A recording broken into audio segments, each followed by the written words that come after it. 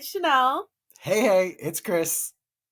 Welcome back. We are so excited that you're with us for yet another episode. Woo woo. Yes, welcome back. And in true SSBD fashion, we're going to open up with how we're feeling. What? Chanel, I am feeling playful, which is way too appropriate for our conversation today. I am feeling playful because of my connection with you and because how we can ebb and flow into more serious, sometimes emotionally wrenching um, and challenging conversations, but then we can become just really lighthearted, playful in a very real way. And Yeah. for me, that just is a beautiful expression of humanity. And so I'm holding on to the playfulness that I'm feeling right now. How are you feeling? Yeah.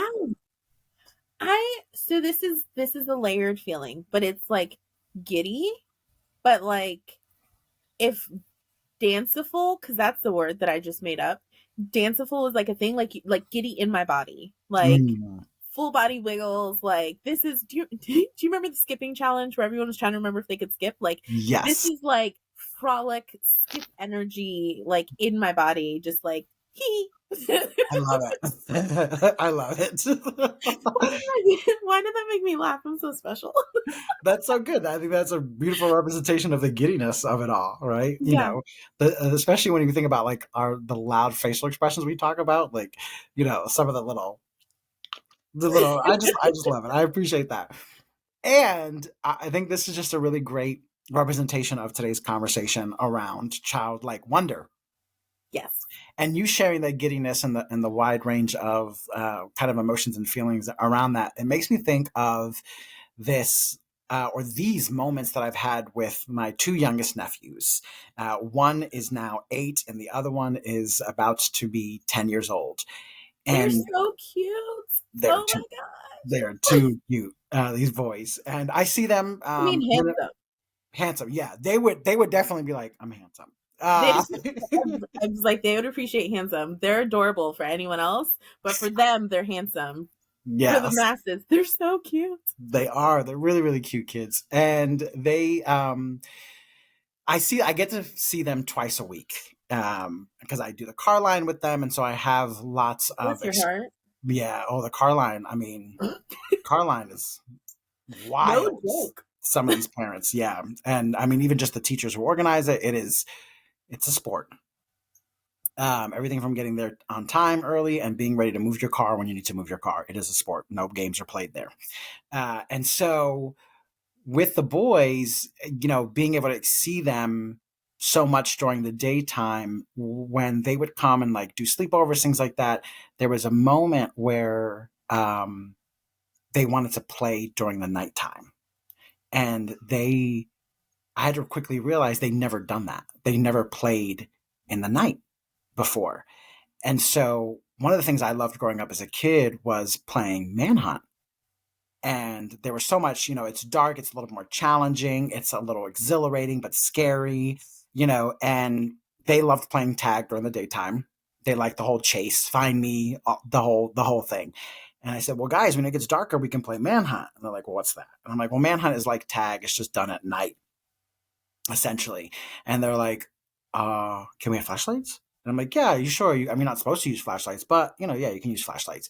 And they were quickly curious and excited to experience this. And the first time we ever did this, I just got so present to how exhilarated they were around this experience. And it was just me and them two. And of course, because I'm the older one, I was always it, right? And Duh. they were always hiding.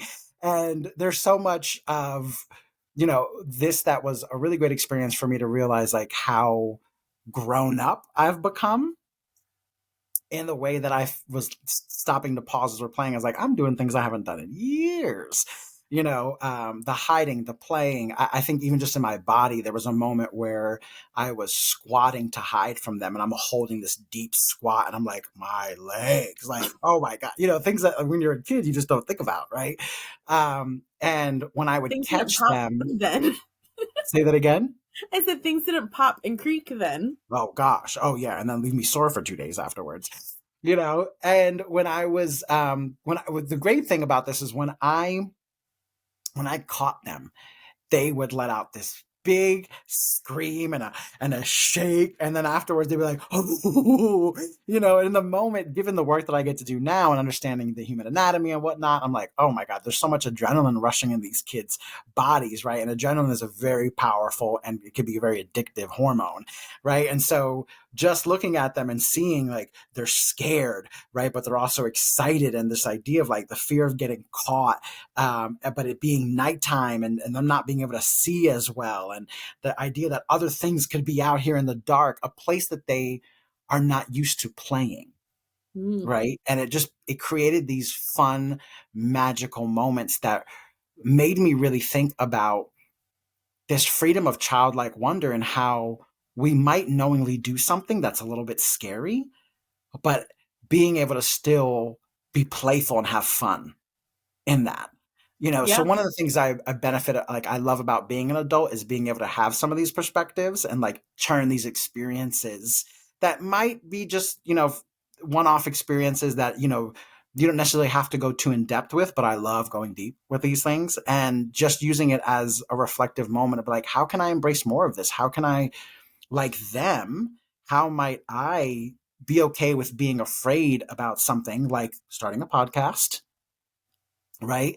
But still choosing to allow myself to feel excitement, to feel curiosity, but even to sit with like, this moment is really tough and hard, but not stay in that to the point where it becomes my demise. Yeah. Yeah. I was like, did you freeze? Sorry. No, no, it is a really good thought from, I mean, it's something that I'm definitely still developing on because it is in the line of work that I do. Some of the things that we talk about are like inner child healing, and making intentional connections with that younger version of yourself that, is still a part of you. We don't necessarily leave that younger version of those experiences behind, right? And so, from an overall bigger picture healing, quote unquote, perspective, I am using my experiences with my nephews and focusing on childlike wonder with the goal of applying it in as many areas of my life as possible. Okay. And especially anything that I'm doing new for the first time, right? It's playing tag is not new for them. Doing it at night is what's new, right? And so, like, I think for me, it's like meeting people is not new for me, right? But meeting people in the context of committed relationship is new, right? I think when we talk about when you and I first met, I was a little resistant. Okay, maybe not a little, maybe more than a little resistant in the I idea never thought you denied this phase. of, well, I think it's great because for in that moment, it had nothing to do with you and it was I got everything to you. do with me and coming from relationships that I had before and really just being afraid of starting something new because the way things ended or the way things maybe needed to end but never actually did end in previous relationships, Mm. like not Oof. having closure, things like that, and allowing that to keep me from wanting to be hurt again, if you will. I think that's very much an adult experience. Like over time with experiences, we don't allow ourselves to be as exposed. But with kids, up to a certain age, they're okay with falling down, getting hurt, getting back up and playing again. I You think they know? have to be though, right? Like you just are so tiny humans are so inexperienced that everything that the living, the experiencing is quote unquote getting it wrong, is messing it up, is not knowing, failing forward, mistake, haha, laugh, move forward. Like it's all of the things. And I think we are socialized to like outgrow those, to learn fast, to learn faster, to grow up faster, to be older, to be more mature, to take on more responsibility. And then we practice it and then we get comfortable. We just stop. Okay, I've achieved it. I have a job now. I'll see you when I retire. you know, um and uh, this later stage of 25 that I'm in now. No, I'm joking. But this, but just like being in my 30s, like I realize how strongly I felt things in my 20s, but Mm, I could because I didn't have as much to lose, right? Like I was on my mama's health insurance. Sure. Say what you want to say, like, or I could be on my mom's health insurance, like there were those things, or I knew that I mm, had certain family and they were much more accepting and willing to like fill the gaps. Oh, she's young, she's figuring it out. In your 30s, it's like, why don't you have it figured out? And so I think we feel that pressure and just taking some of the power back to play and to be, and I think more so for me than even playing is the curiosity beyond the mm, playing and the desire for joy. So like breaking down play, it is joy, it is curiosity, it is that feeling, it's being present. And I don't speak for anybody else. I don't know that I always give myself permission for those things. mm. And if I do give myself permission, I don't know that I prioritize them. I want to sit with that again, and I really want to echo what you said. So around play, like, and what I'm hearing, correct me if I'm wrong, is like in order to have play, there are these other things that are going on within us that allow us to play. Right? It's being present. So like I think about like kids when they're focused when they're playing. Right? So it's this joy, right? The sensation of joy, and there was something else you said in connection to Curiosity. the curiosity, right? And I love that. And I also love how you kind of call out for yourself that you may not always allow yourself to have that. And that is causing tons of reflection in this moment of like, when it comes to childlike wonder, how might I just, rather than trying to like maybe figure out what childlike wonder is or look for examples, how might I just sit with the idea of curiosity, joy, and presence in Yeah. whatever I'm taking on in life? And then just knowing that those can be three key components to play. Well, and the other part of this that I think about, which is actually I'm gonna snatch it out your mouth, is you always say it's an invitation and there are possibilities, right? And I think in this space of play, and as someone who for years lived with my body just moving my head around, the idea it is entertaining the idea that I cannot think my way through an experience, right? Mm, It is entertaining space that there's possibility that something could be different, because I'm really good, and especially doing work in strategic planning and thinking about partnerships, it is so easy, and like and someone who leans hard into vision work, it is so easy for me to game out a situation 5, 6 steps down the road.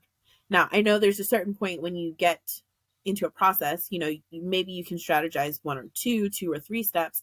5 or 6 is like a hope, and you really need to reevaluate at step 3, 2, 3, and kind of see where things are going from there.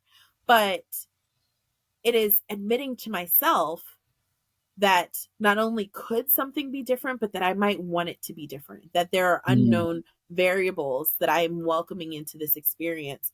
And that's other people, but it's also that I could be different. mm, And I, again, reforming, body moving header. I don't even know what name that is, like just someone who lived in their head. Like the idea that there's more, the idea that there's space, there's the idea for my joy to change a situation, there's space for someone else's joy to change a situation, and just be open to that. But it's really this surrendering of the knowing. And even if like, could it feel different? mm. What you just gave is just a beautiful example of like even just curiosity, the curiosity around the joy, right? And I love that you bring up knowing in that. Like what you did was just so magical for me because the knowing is usually rooted in the past. Like you know something, you've learned it, you know it. It's not present, right? Right. And to your point about like presence and curiosity being a part of joy as this trifecta, this triangle of play, right? I Yeah, I think that's just so huge because I could see how they're all connected, right? You know, if you are present, you have you have the makings of like joy. Like the only time I've ever felt real joy is when I'm being present, right? You know, and then when I think about like just curiosity, right? Being curious helps me be present. If I don't know something and I'm curious about it, you got my attention. Right. Which Yeah, well, and I think the community, right, aspect of it is so important for us to learn and see ourselves. I think back to one of our early episodes of like, I think even an aspect of the truth, but definitely mirror mirror, like you can't see yourself. It is not possible for you to see your face. Whatever surface or individuals you see yourself in, it is always a reflection.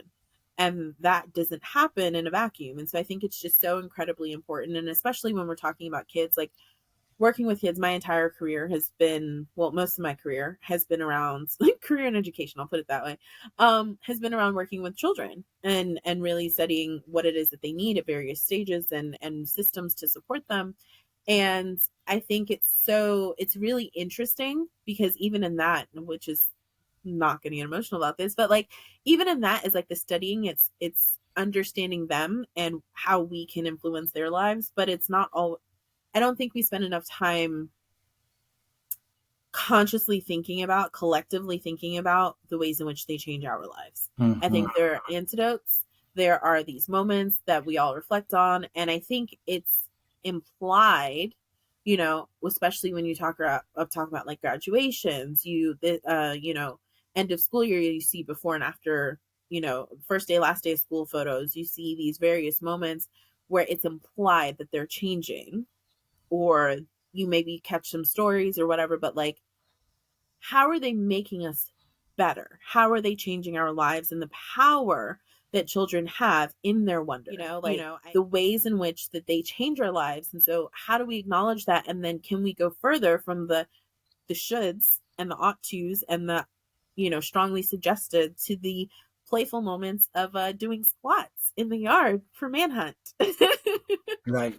Well, I think so much of what you said is, you know, being able to integrate young people in our lives in a way that allows us still to, you know, to be and to get other things done. Like if you would have told me playing manhunt would have been a benefit for movement to me and like deep squatting and all that stuff, all the benefits that I know come with that, I would never lean into that expecting that. And now I do. Every time I'm like, can we please go to the park today?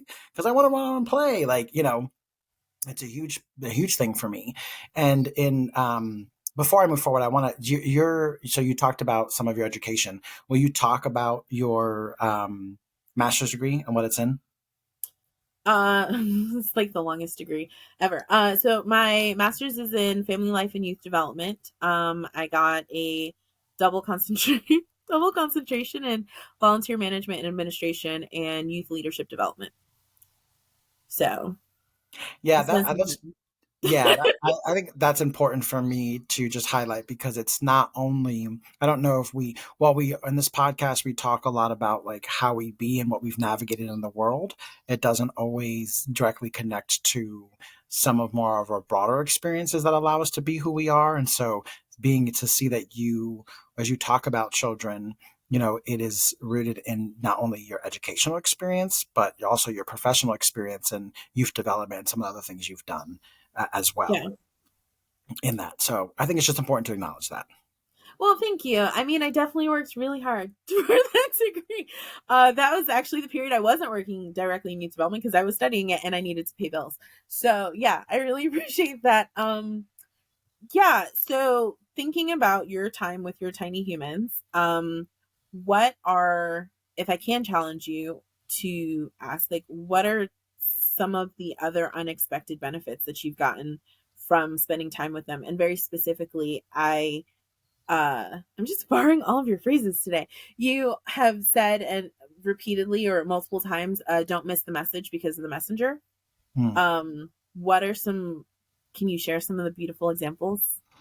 Yeah, just before I do that, there's going to be two parts to me. The don't Okay. miss the message because you don't agree with the messenger. That actually, I don't know this young girl's name, but it was this cute little black girl on social media who was just preaching all over this reel. And at the end of she was talking about big life lessons. And at the end of it, she said, "Don't miss the messenger because you don't agree with the message." And in that moment, it Wait, made me backwards. just say that again.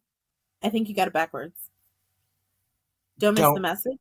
because you don't agree with the messenger. Yes. Hmm. Okay. Thank you for catching that because I'm going too fast in my head. So I have a lot to say around this. This is so good. Yeah. Excited. So don't miss the message because you don't agree with the messenger. And in that moment, it made me reflect on how I did have some thoughts after hearing. I was like, wow, what's this little girl know about all that she's talking about? Like, that's some big stuff, and already minimizing her because of her age. Mm, Right. And so I just kind of want to highlight and kudos to whoever she is. If you've seen that, respect to her, credit where credit is due. Um, and I think the biggest thing for me when I'm with my nephews, it's important for me to acknowledge how they make me feel and what I get from them. That's been on my heart so much, and I'm constantly telling my nieces and nephews, like, you teach me. You are my teacher. I learn from you. This is not just a one sided or top down thing. yeah. While granted, as an adult, yes, it is on me to teach you specific things. It doesn't necessarily mean that you can't teach me things, that you can't show me things. And that for me is, comes from a space of empowering them and showing them, even at a young age, how they can embrace their bigness. Yeah. And the miracle that we all are as individuals. Yes, there's almost 8 billion people on the world, and we are all individual miracles that we are alive, and get to inhabit this world in the way that we do. I think, when it comes to, there are a couple of lessons that I really want to highlight, and I might get emotional. Um, Just don't you make me cry. know, um, a lot of these lessons with especially my two young nephews, and I think it's definitely contributed to where I'm willing to allow myself to go now as an adult that I wasn't when it comes to my 15-year-old nephew and my 14-year-old niece. I've Yeah. had lots of practice in being an uncle, so much so that I have two twin nephews that are in their late 20s. So I've been an uncle for quite some time. And being on the court in the game of life as an uncle, you know, started to really happen when my 15-year-old nephew was born. He was the first. And since then, I'm really, really proud to say that I continue to learn, from all of my nieces and nephews. And so the two that I get the most exposure to now, there was a lesson. I didn't expect my past to be coming up and how I was raised and learning lessons from them. But there was a lesson that I learned around how I sometimes try to teach something. And in the teaching, I am doing the exact opposite. My words are saying Mm. one thing, but my behavior is doing something completely different. So, a little story time, going a little depth in here. There was a moment where my younger sister, her wonderful husband is a Marine. Shout out to you and all your service. Thank you. And his stepdaughter, my niece, they lived in Japan. And right after they came back from Japan, they were stationed in California for a little bit. So we went to visit. And my sister allowed my two young nephews to come along without her and her partner. With that, on the way home, because of school and timing, my parents were set to spend a week more there, and I was to fly back with my 14-year-old nephew and then the two young ones. This would be the first time I'm traveling with them solo, and I was really nervous because at the end of the day, they're not my kids, and I'm responsible Yeah. for them, you know? So our connecting flight from Dallas to Charlotte gets canceled at 2 in the morning after multiple delays. Ay. And while there are some families that just slept on the floor hoping that they would get out, I just did not have it in me to do that and to ask my nephews to do that. I'm like, my ancestors did not fight so hard for me in 2022 to be laying on a floor with some kids in an airport. Like, all my privilege came out. I was like, I'm not doing it. And so we ended up staying in the hotel, and I'm on the phone for hours trying to figure this all out. And Yeah. for the most part, they were great. They were easy. Their needs were so simple. They knew they were safe. They had shelter. They had entertainment. They had food. They were okay. And there was a moment where we were all like cuddled on this, full size bed, trying to watch a little tablet. Um, and the youngest one pushes the tablet, and it accidentally falls behind the bed. And the tablet was the older one's tablet. He gets frustrated and punches the younger one in the face. And that was just like a giant trigger for me. Like, Oof. to the point where I like grabbed my older nephew, like by his shirt and lifted him up. I was like, "We don't hit," and I tossed him on the other bed. And the look on my older nephew's face, he was 7 at the time, um, like just said it all. His look of, and I don't know how he felt, but it looked like fear to me. It looked like shock to me. It looked like I just broken a sacred code of trust, to him, and that sat with me for weeks after that trip. And I know that God, the universe, had that on my heart so much, I couldn't shake it. And so I wrote a letter. Typed up a letter to him, and because of who I am as a person, it had to be printed on linen paper and a really nice envelope that he would never appreciate, but like those materialistic things were very significant to me. Yeah. And when it came time to give it to him, I mean, it challenged my perspective. It challenged my emotions in big way. Cause the level of vulnerability as an adult, to be an example of something I knew I always wanted as a kid, an adult that apologized, an adult that acknowledged what they did, to be faced with like, I'm about to be that. And I am so scared. I have such feelings and it's not my story. Continue. Yeah. And I remember like going outside and being like my voice shaking and just being like, "Hey, I have something for you." And he was just so excited to receive something from me. I know he could feel how important this was for me, and so he was just like, "You have something for me?" And I'm like, "Yeah, I have a letter for you." And he was beaming. And I'm like, he has no idea what I'm about to say or what I'm about to rehash or bring up. He, in this moment, is just so excited. He felt special. Like for me, he felt so special that I had something for him. And I'm sorry. which was just so beautiful, like to experience him in that moment, and that was a guidance. Like it guided me. I was like, okay, you're doing the right thing. Like just sit with it. And I was in full anticipation of just giving him this letter, and in that moment, I was just like, I heard this like little voice. I was just like, no, you need to read this to him, and I was like, like that's a whole nother level of like, ugh. And then the little one was like, can I listen? Like, can I be there? And I'm like, sure, like, of course. And so I sit down, and my mom's there. She's listening. And I hadn't shared this with my mom, up until this point. And I sit across from him, and I could barely make eye contact with him because I was self-inflicting all this shame. And I'm opening the letter, and I would take a glance at him, and he's just like sitting like a cute little kid just on this big old chair and just so excited. And I was like, I wrote a letter because I want to apologize. And even then, he still was so excited. He's like, "You want to apologize to me?" He's like, "What happened?"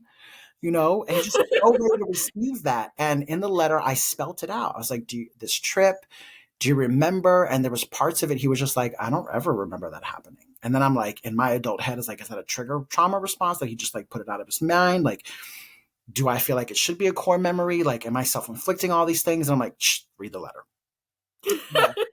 And so as I'm going, and I'm just acknowledging like I did this and what didn't work about that. Like I was very intentional about not putting right, wrong, or good or bad. I was like, what didn't work about that is that I was felt like I needed to teach you a lesson.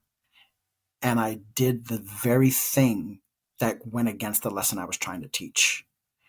I'm sorry for the way I treated you, the way I handled you. I am so committed to treating you with the love and respect and dignity that you deserve. And then the little one, which was just a breath of fresh air, he's like, what's dignity?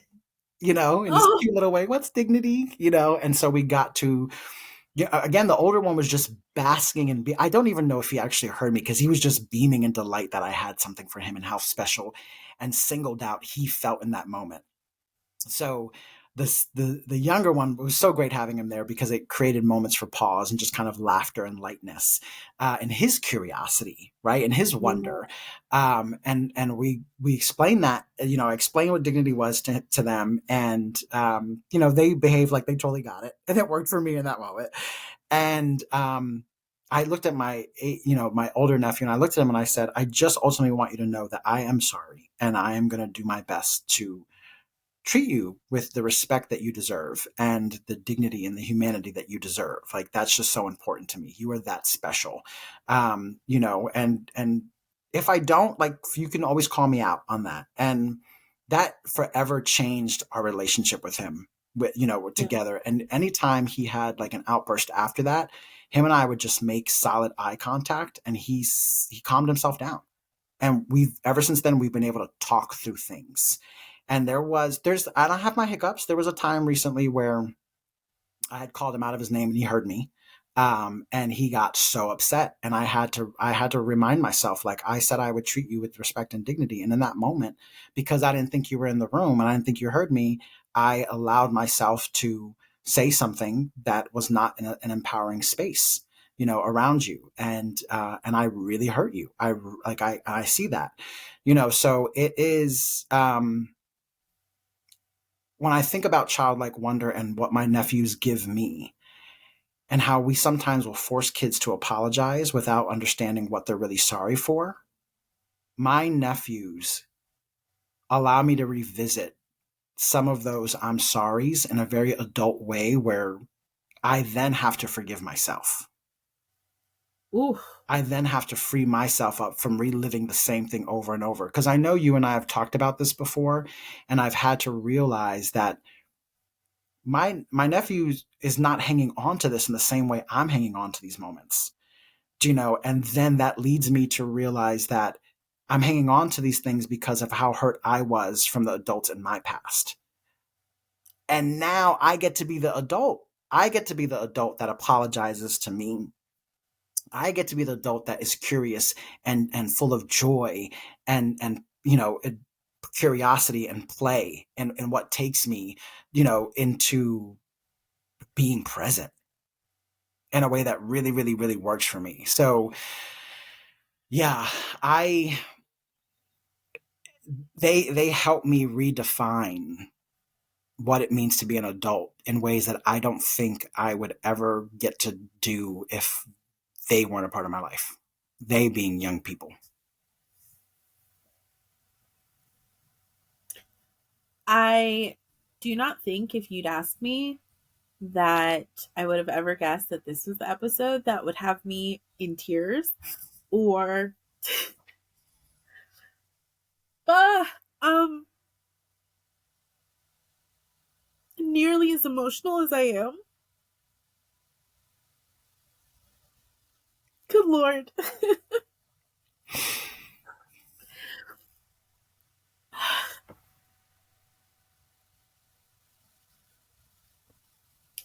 They're just such a gift. Mm. And the oh good lord. Okay, get it together. Um I'm the not the saying anything because I'm trying to hold it all back on my side. Like, I'm just like, don't talk because there's a frog in my throat. And like I got tears just roll. I mean all the things that we've talked about and I'm just like uh the the redemption that they give us and the space and the opportunities to heal and to practice all of the things that we either never got to do or we've somehow learned or outgrown for ourselves. It's just such a beautiful thing. And the idea, and I get it, we're busy, we're overwhelmed, you're just really focused on getting things done and getting through the day, and I get that, but like I get that. And there are these just tiny moments where it's just so pure and it's amazing. My cousin's son, he is he is 8 months old, and he does this thing. Now I understand what it's motivated by, because dude loves to eat, and so everything goes in his mouth. But he does this thing where he'll stare at you and he's always smiling. He will give you the biggest smile, and he's in this phase where he's sucking his thumbs, but the thumb becomes two thumbs and then both hands, and so his hands are just always wet. But he'll come and he'll look at you with this big smile, and he'll put his nasty wet hands on your face, like on the side of your face, and it is this moment of pure joy. Like in Mm. moments where I have questioned if I knew what the definition of joy was, or have wondered how to allow myself to have that again, or just, really just hard moments, I think about this, and he'll put his hands on the side of your face, and then he'll just stare at you, and it's the biggest smile. Now you have like 3 seconds before he's gonna try to eat your nose or suck your face off, but for the 3 seconds, the most the most precious gift. Mm. And to want to protect that, and to support it, and to embrace it, to know that every day that that tiny human is giving those gifts, and all of the ways in which, oh my god, I'm so emotional. But the ways in which your nephews like redeem you Mm. and show you who you are, and create so much more connection for family, like they are such a gift Yeah. every day. And there's so much that we have to learn from them. And I think we think so much about what we have to teach them. And we do, but there's such a beautiful exchange. And I'm so sad for everyone that misses that, the things that you can learn and grow from these tiny, beautiful humans. Oh yeah. Yeah, I love that you share that, because there's moments where my younger nephew, he will touch my face and I'm instantly just like, your hands are so small. Like Oh, you're they're so just tiny. so little.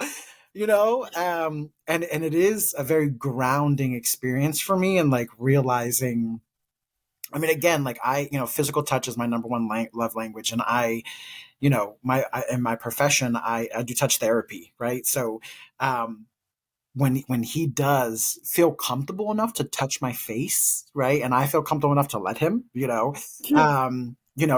is this very just grounding experience where I realize like how special life is from the little to the big.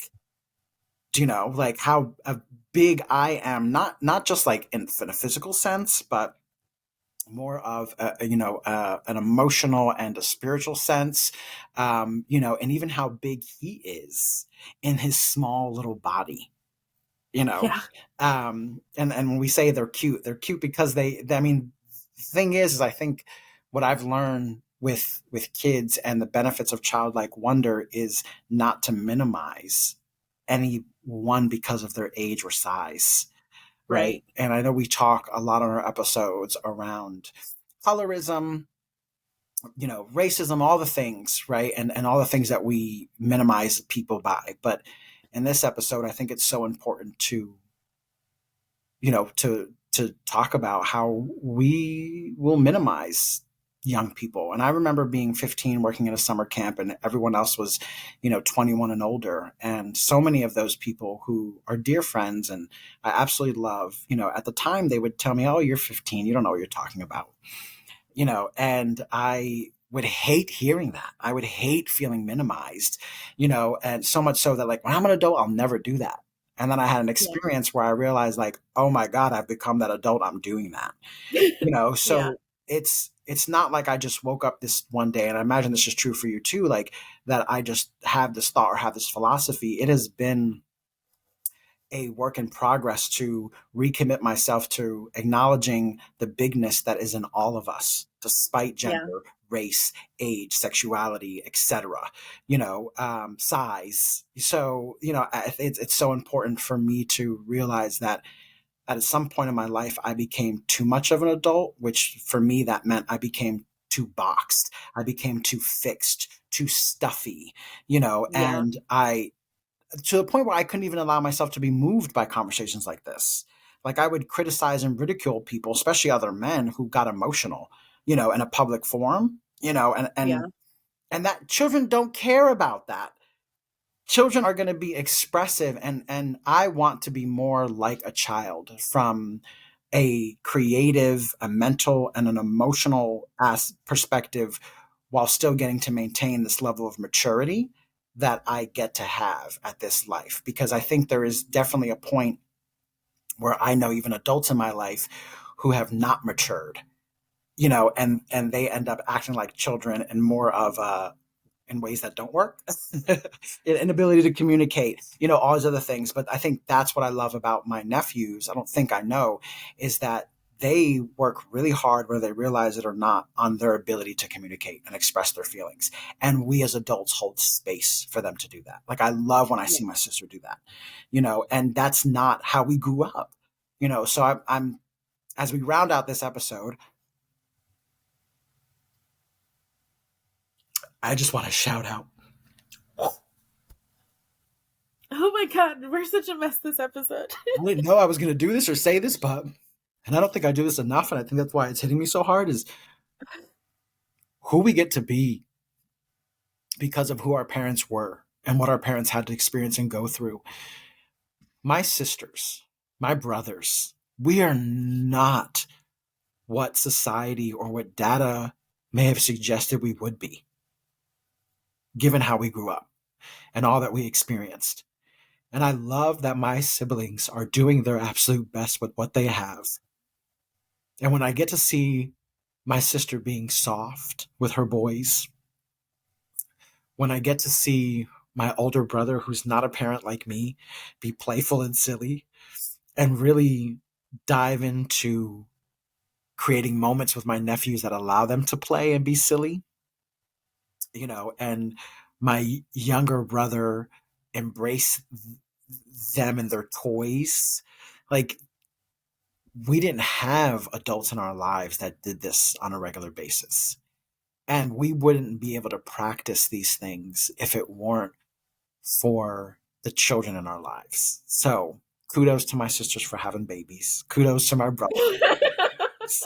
You know, um, I don't think I thought you were gonna end it.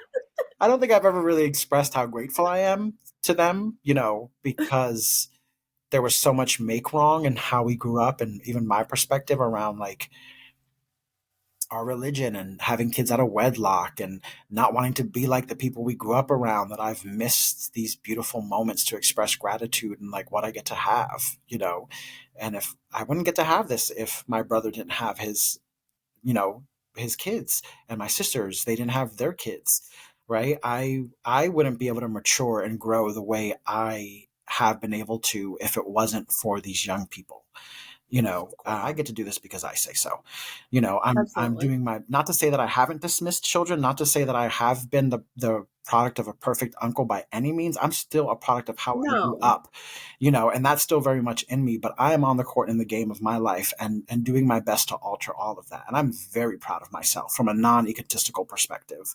Um, so. And I think that that continues to grow, right? Like Mhm. education on my side, like the more that I learn, the more I understand myself, the more that my perspective has shifted, like I had very strong opinions when I was starting my career, and the more I've learned and the more I see and understand the complexity of systems and dynamics that are at play, the more I'm like, okay, let's just support you where you are and start where you are, but like pushing theory down your throat, like it. I think we all continue to grow, and I think that's the beauty of this, right? I think that is the beauty of the childlike wonder, is that children are a reminder to continue to grow, continue to evolve, and I think they're an opportunity for us to show up in a different way. I think about Michelle Obama's mom, which I don't know that I've actually really heard it out of her mouth, but Michelle quotes it all the time. She's like, I wasn't raising children, I was raising adults. And so the way that you practice communication, the way that you practice sharing feelings, the way that you practice all of these things shows up as who they be. Like I think we had different circumstances based on cultural upbringings, and also the challenges that our parents face coming to this country, working multiple jobs or trying to get an education. And like, there wasn't that space to play in the same way. But, you know, they did better than their parents. So we can do better than they did. And this is the space to play, to learn, to communicate, to connect, to be more emotional and vulnerable, like crying through this whole podcast. Uh, you know, and I just think that's really important. I think one of the other things that really kind of struck me from actually the beginning of this podcast is in the childlike wonder, in the playing, in the space for opportunity and possibilities, the invitation to, I think it's important to acknowledge that there's hope. Mm. And the that it is an active process, the belief that something could be better. How you define that is up to you, but that there could be more joy. But in all of the things in the invitation, there's also anticipation or expectation of hope around a thing. What that specifically looks like, maybe it's not defined, maybe there's just space, but there's hope. And I think and that feels very childlike, you know, this wonder, this hope. Like as adults, do we often make space for hope? But I think you see it in children's eyes all the time. There's this glimmer that, oh, you wrote a letter for me, there's something for me, can I sit and listen too? Like that hope, this anticipate, that is the magic of working with and being with children. And I would be remiss if I did not name that in this entire conversation. So yeah, thank you for naming that. You know, I as a I need one. As a kid, I know I leaned a lot on hope, and now as an adult, I focus more on faith. Um, because as a child, hope was so fleeting for me, and faith just feels more rooted. And so that you saying that allows me to recommit to that distinction for myself. So thank you for sharing that. And I think anyone that's listening or watching this, this stands true not only for this podcast, but all of our conversations, is that these things are not necessarily compartmentalized to the topic. It's not compartmentalized to children, right? I encourage and I invite you to apply even just the trifecta. If there's nothing else you take or relate to from this, just take the trifecta of play that Shanelle identified. And those three things being curiosity, presence, and joy. And if you applied that to every aspect of your life, what might you be able to create because you say so? Whether you have children or not. I don't have kids. You know, so whether it's your work, your romantic relationships, your friendships, if you don't get to practice curiosity, presence, and joy, what might it look like if you did because you say so? I think that's beautiful. I think I need to go cry more. I don't even want to touch that. That's magical. I love it. If you have a tiny human in your life, please go hug them. Yeah. Go say kind words, play, you know, get dirty, have some fun. Do not mix all the colors of Play-Doh together. Do not. Don't do that. That's the boundary. The limit's there. Yeah, that is the line. Do not mix all the colors of Play-Doh or kinetic sand Kinetic together. sand. That's the thing now. Kinetic sand is the new Play-Doh. That's so good. But yeah, thanks for joining us. I think we've now officially made good on all the things we said in our trailer. We've laughed, we've cried, loud facial expressions. I think we've checked all the boxes. Thank you for joining us for yet another podcast. See y'all soon. Ciao.